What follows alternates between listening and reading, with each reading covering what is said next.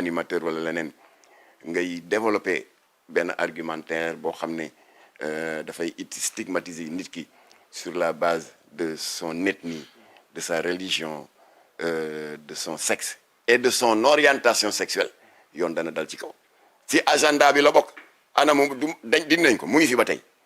kon la fi Macky Sall la bàyyi woon ci agenda PGA bi protéger góor jigéen yi Assemblée nationale code de la presse bi wax ne animateur bu ñu tudd dégg ngay tudd góor jigéen mën nga ci am problème récépissé yi nga xam ne góor jigéen yi am nañ ko di ko ndamoo di ci def ay njublang nettali naa yëpp ci ambassade yi mu ngi fi ba tey foofu lañ doon sënku mais doguma la mu jóg nag wax lu amul naan dafa bëgg a génn liste bi waaw amul droit génn balaa nga naan nit ki amul droit man ma manifester une intention wala taxaw ko wala jëfe ko ne dama koy génne or c'est faux wax naa ko sànq Jamra n'a jamais dit ça au contraire dama doon wax réseaux sociaux yi mënuma leen ko jox pour la bonne et sainte raison nettil naa la Cité Fadia kooku de justesse lañ ko soxee bu ma génnoon liste bi nu muy mel.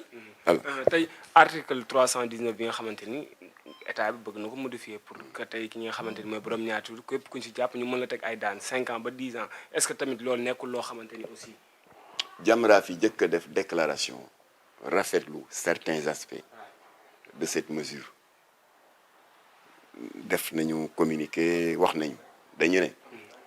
ay tur bi criminalisation renforcement des actions pour ñan tur bi amul solo c'est le contenu qui nous intéresse contenu bi mooy léegi les infractions qui sont nommément visées dugg na mu di doo waxatuñu ay actes contre nature c'est vague parce que góor jigéen yu bari bu ñu defee seen njombe ci porox ndolo boobu la ñuy jaar ci mariage bañ doon takk mbaaw en 2009 fa la ñu jaar mariage bañ doon takk dans la nuit du 25 décembre 2015 à Kaolack te dara fekku leen ci fa lañ jaar lesbienne ya demoon jaaree leew na dóor benn attaqué benn kër ne dañuy dóor lesbienne ndax pourquoi mu di leen trahir fa lañ jaar alors kon article 319 bi baat boobu amatu ci léegi dañuy citer nommément les infractions qui sont visées l'homosexualité le lesbianisme la zoophilie et la nécrophilie kon loolu wax naa ne Jamra kontaan na ci ma ne deuxièmement toujours ci projet de loi bi gouvernement bi adopté le mercredi 18 février Jamra am na satisfaction ci augmentation des sanctions pénales parce que bu njëkk bu ñu la jàppee yaa ngi risqué woon entre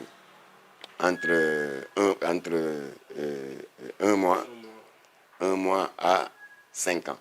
mu doon plafond ba dindi nañ ko léegi juge bi mën na yéeg 7 ans 8 ans 10 ans loolu approuvé nañ ko wax nañ ne tamit sanction financière yi mu ngi déparé woon 100 000 plafond bi di 1,5 million plafond boobu dindi nañ ko juge bi mën na ko yéegal beaucoup plus 8 9 10 millions et enfin nous avons dit li tax ñu gën a ànd ci projet de loi bi état bi adopté en conseil des ministres le 18 dugal nañ ci la Jamra yàgg di kaas la notion d'apologie et de financement apologie mooy lépp lu leen di kañ lépp lu leen di glorifier t-shirt LGBT banderole arc-en-ciel ay bracelet ay miniature ay lépp lu mu mën a doon loo xam ne dafa leen di promouvoir yàgg nañ ko wax léegi dugg na on a exprimé notre satisfaction financement bi fépp fu góor yéen amee xawaare grand théâtre Sorano ñoo ñu ñëw daan baatare c'est fini kuñ ciy jàppati ngay financer ay xew góor jigéen ngay financer ay séminaire u góor jigéen ngay financer lu mu mën a doon te góor jigéen yi ñoo ko organiser te nga xam ko daan ba ñuy teg góor jigéen nañ leen daan kon loolu moo ci ne ma daal di ko rafetlu man maa ngi doon séntu ci Sonko mu ne way Jamra ànd naa ñun waaye amul dara naan nangu naa sécurité nangul sa sécurité lu mu ñuy wàññi yow ni nga koy xeexee peut-être ak ni ko gars yi di xeexee nekk na loo xamante ni ñii képp kuy sénégalais bëggoo mbiru góor ji est-ce que tamit yow nekkul da nga ci fees ba ko politiser moo tax tamit politiser mooy lan parce que ñu ngi sonn nañ nga ànd ak Mimi Touré beneen photo Mimi Touré affaire góor jigéen laa doon wax ak moom déedéet bul tombé ci piège yu gars yi Mimi Touré réeroo bi amoon au sommet te ñoom Sonko ak Diomaye moomuñu nit ñi na Jamra doxoon diggante Diamakhoune ak Sidi Badji te moomuñu nit ñi na Jamra doxee woon diggante Ablaye Wade ak Macky Sall te moomuñu nit ñi waaw loolu rek laa doon dox mais jotewul dara ak affaire góor jigéen alors ba nga xam ne loolu am na su ne maa ngi nangu sécurité bi ma di ko fàttali ne ba ñuy xeex franc-maçon xam nga franc-maçon moo gën a dangereux góor jigéen là les loges maçonniques sont en général kii dañuy am connexion avec des organisations criminelles ay reykat yi nit nañ waaw kon ku am koy ragal reykat yi nit bi wala saagakat bi ndax góor jigéen saaga rek la am ak làmmiñ bu ñaaw ñële ay reykat yi nañ kon koy ragal waaw kon ñële nga xam ne ils sont associés à des organisations criminelles fanga lañ génn seen liste génn nañ ko bii li tax génnuñu ko boo ko defee xale yi dinañ jóg créer des brigades d'autodéfense rey ay góor jigéen ci boobu lu ñuy wax Jamra joxe liste bi moom mi Sonko moo koy jëkk a wax day boobaa day naan lu tax Jamra di joxe liste bi alors kon nag maa ngi leen di gërëm. sama question moo doon le fait que mu ne ñoom genre bu mu nekk ci opposition bi mu waxoon que ni moom bu nekkee président day criminaliser nga xam ne mooy homosexualité tey mu toog mu wax waxi durcissement nan nga ko jàngatee. waaw balaa ñuy wax waxi durcissement kii di wax waxi politisation dafa ma koy fàttali ne te du tiitaru nag nous avons été là sur les 125 organisations socio-religieuses à avoir déposé un projet, une proposition de loi de criminalisation de l'homosexualité. maa ngi leen di jox date bi pour ñu ko bëgg a vérifier dem assemblée vérifier ko c'était le 6 mai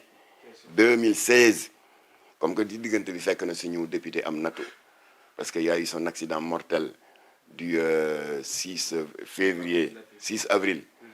2008 amatuñu député parce que moom moo criminalisé woon yamba beeg cannabis beeg tout alors léegi nag ñu daal di on s'est rabattu sur un député de rechange muy Amadou Mbéri Sylla alors foofu lañ njëkk a déposé suñu projet de criminalisation léegi ana politisation parce que booy déposé proposition la foo koy déposé marché Sandaga wala Mbëbës assemblée waaw mu dépôt ko assemblée ngeen ne dama ko politique. dañuy ñëw ci question suñu waa ji. lu mu wax lu mu wax léegi. le fait que moom Sonko. ci opposition mu wax que ni bu nekkee président dafay criminaliser li nga xam ne mooy homosexualité. dañuy toog muy wax waxi durcissement maa ngi dégg aussi ñu ne dafa mel ni dañu la convoqué suba. déedéet convocation yi ça n'a rien à voir dama am suma benn jarbaat bu ñuy wax Pape Makhali Ndiaye événement 2021 2024 yi xam nga famille yu bari loru nañ ci waaw moom itam loru nañ ci dañ ko tëgg bal mu am double fracture au tibia le 12 janvier 2024 fii ci Sicap Liberté 5 seen kër en face station BRT manifesté wul tojul Auchan yàqul dara da doon ñibbi këram di gis ay doomam taxaw ci buntu kër gi mu leen dugg leen boobu manifestant yaa ngi xeexoo ci mbedd meeg alkaati yi fa mu taxaw di pousse xale yi pour ñu dugg ci kër gi fa lañ ko fekk tëgg ko bal réel voilà léegi nag ñoom enquêtes yi commencé na ba ñu ngi woon nit ñi moom yaayam newul fii mu nga France ñu di ko wax Rokhaya Keita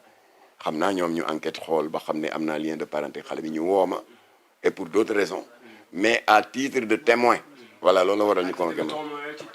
ci convocation bi loolu. voilà kon loolu dégagé leen ko waaw léegi yow nga ne durcissement yi dafa jëkkoon wax ne dafay criminaliser génn na ci waaw léegi waxi durcissement lay wax bon durcissement bi au moins wax naa ne y a des acquis parce que il faut être honnête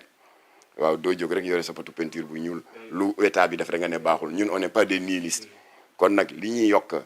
sanction pénale yi rafetlu nañ ko amatul plafond de 1,5 million mën na romb li ñuy yokk dégg nga kii bi nu mu tuddati alamaan bi dematul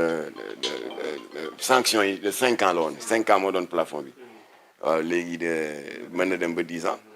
alors alamaan yi 1,5 million moo doon plafond bi léegi mën na dem ba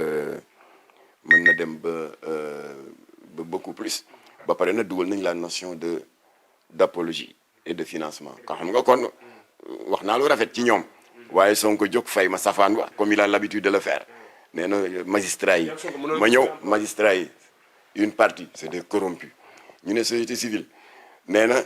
c'est des fumiers waaw ñu ne presse bi une partie de la presse c'est des vendus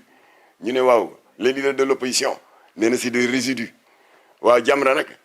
dugg na ci liste bi nee na waa Jamra